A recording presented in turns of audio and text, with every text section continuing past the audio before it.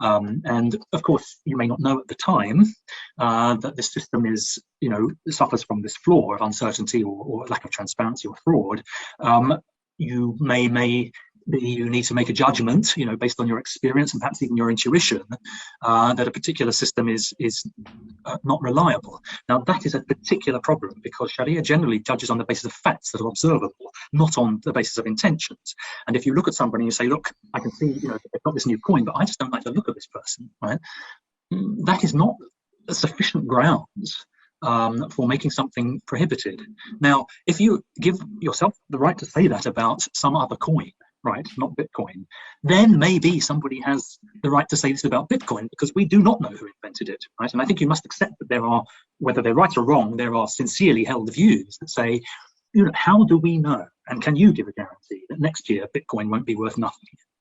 Can you give that guarantee? Are you absolutely 100% certain? So there's a few things in this one, actually. One of them is about guaranteeing the price of Bitcoin. Satoshi is unknown. Can you guarantee that Bitcoin won't be zero by next year, or hidden errors or not? We don't know what's inside it. Again, these are red herrings. I'm not thinking, and I think this is this overly cautious nature that many people have, or approach that people take with Bitcoin. We don't know. It could be. It could not be, and the rest of it. And it does. It's a bit tiring after a while, but we've dealt with the issue of Satoshi.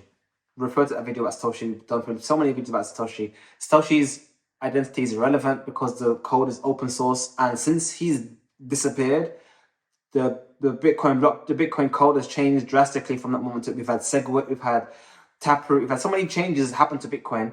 It's unrecognizable to Satoshi if he's ever alive. So who he is irrelevant. But again, this only makes sense to someone who thinks that Bitcoin has remained the same since then. Can you guarantee the price? Can you guarantee the price of fiat next year? Again, double standards. You can't guarantee that price.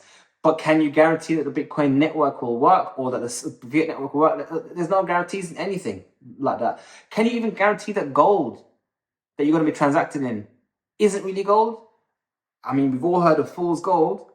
You can actually fool people to buy gold that's not real gold. There's actually a major bank in China that they found a few tons of gold. I don't know if it's tons, but there was a large, I think it was in the millions or billions, I'm not sure. I don't want to speculate, but it was a large number of money of gold that was used as collateral that wasn't real gold. So if a bank vault that takes gold in and stores gold can be fooled,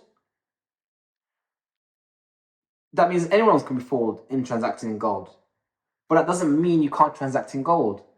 So the idea of uncertainty in will it be or will not be, these are all just, I'll let Saif discuss this one, because he kind of answers this one quite nicely. Now, people have that right to make that judgment. And I think what I'm saying is that there may be scholars out there who say, look, it seems okay, but we just have this feeling that something's not right here, right?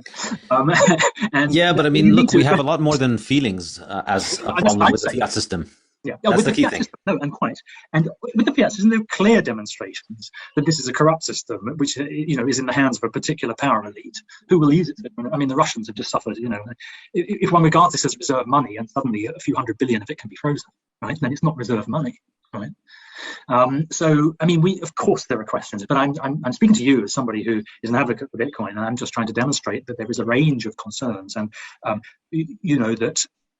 who would know what was the coin that failed in Europe? The one coin, was it? Or a lot of coins have failed. A lot of coins, are going to fail. But all billions went, right? Now, at the time that it was launched, I looked at it. I said, look, Bulgarian company, Gibraltar regulator. I was thinking, these are not renowned places for financial regulation, but I can't tell you that you shouldn't go into it. I can just say that I wouldn't, right? It just triggered alarm bells, So there is this kind of thing in the background, which is not a legal argument. It's just a feeling of people who've been around a while, Yeah. And I think that is literally, he summed it up as it is. 99.9% of all scholars who say that Bitcoin is haram, they go upon this feeling. And they build all the whole premise on this premise that Bitcoin is too good to be true. Why is Bitcoin too good to be true? Because it never had anything like it. That's just a fact. Like I said earlier on, we've never had anything like Bitcoin. I know it sounds like such a thing to say, but it's true. We've never had a way to enforce digital property rights in an information digital realm. That was the Nobel Prize winning feature that Satoshi achieved. He solved the double spend problem in the digital realm. So it does seem too good to be true, because for the whole of mankind we hadn't done anything like it.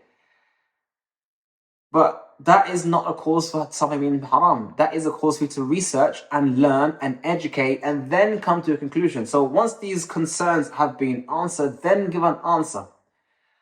And if you don't know, then abstain. Say what others say. Wallahu a'lam. I don't know. It seems too good to be true. Maybe we're going to hold back from Bitcoin. That's a fair statement.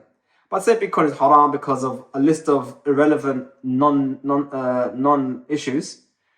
That's the thing. But like I said, Shaykh Tarek here is basically reiterating the concerns of others. I don't think he feels confident to say other than what they have said. He's taken a cautionary approach.